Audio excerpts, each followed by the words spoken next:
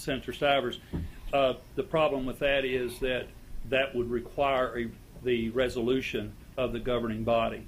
In this situation, what we're hoping for is that you will grant some flexibility and allow the chief executive officer, the mayor in our case in Louisville, or the Metro Council to make that request.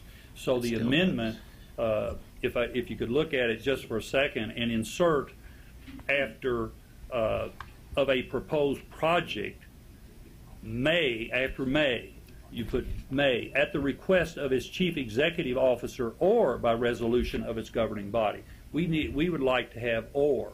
That's what we would request. That's what the mayor of the city of Louisville, Honorable Mayor Jerry Abramson, would like to have. We think that gives flexibility in terms of the legislative branch and the executive branch to move forward. And we respectfully request you consider that amendment as Senator Taft has suggested in his proposal. I know that he withdrew it because of the question with respect to the language, but if you change the language as I have suggested, I think the amendment will work. I guess my question would be, but we have a couple members that wanting to ask questions here, but Senator Shaughnessy, does that address your concerns from the way Mr. Glasscock's proposing? Mr. Glasscock and I respectfully have different perspectives on this. Okay, thank you. We have Senator Buford and Senator Leeper with questions or comments. Yes, Mr. Glasscock, it appears to me that what you are suggesting would make it the ability of the mayor to just ignore the feelings of the Metro Council members, the elected officials that have been elected to make the decisions for Louisville. Well, Senator Buford, I don't think he would ignore. I think in consultation with them, he would make the request. But it doesn't require then a resolution of the Metro Council. And we've had issues in the past with respect to significant splits in the Metro Council. And we have a chief executive officer. And the reason we had merger, as Senator Shaughnessy mentioned earlier, is that we like to have a community that speaks with one voice, and that it speaks through its mayor with an outstanding Metro Council working with him. But in this situation, we're just asking for flexibility, and it's or.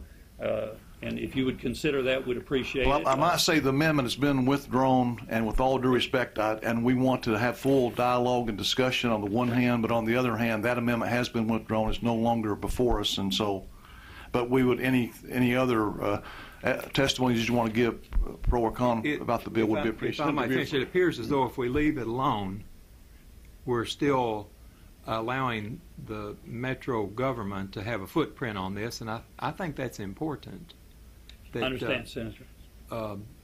Because, you know, Mayor Abramson, I don't live there, but I don't think I would want my mayor committing, you know, my community to a major project like this without the elected officials of, let's say, the city council having a say in this.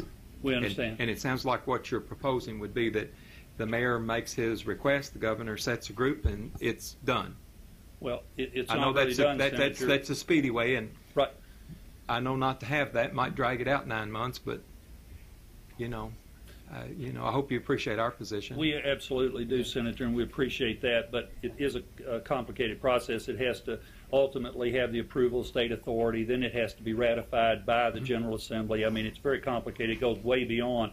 It's not a situation where the mayor decides and it's done. It's very complicated. But I'll just close up with respect to the amendment. I understand that it's been withdrawn, and I appreciate your respect. Confusion makes perfect sense down here to us, so okay, we're accustomed to it. Understand. We just really appreciate you considering this important legislation. It does create 56,000 jobs for our community. It's one of the most important economic development projects that we've ever had in our region.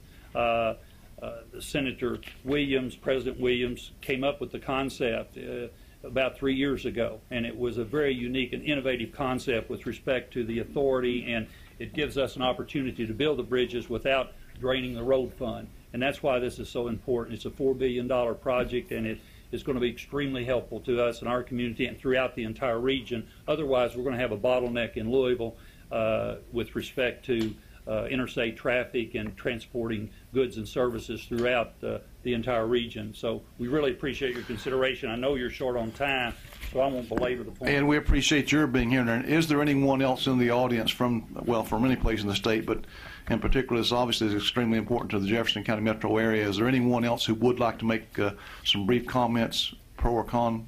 Thank you, Mr. Chairman. Seeing no one, any other members have questions or comments about this portion of the bill? Senator Stivers. I want to make sure I understand this language. So at this point in time, they will have, before, there is nothing that limits the mayor from his authority as long as the Metro Council gives him that authority. That's right. So if by resolution they want to give him broad negotiating or language or the ability to do things, that's what this language will do at this point in time. It does not allow him to unilaterally move. That's true. Is that the way I read this language?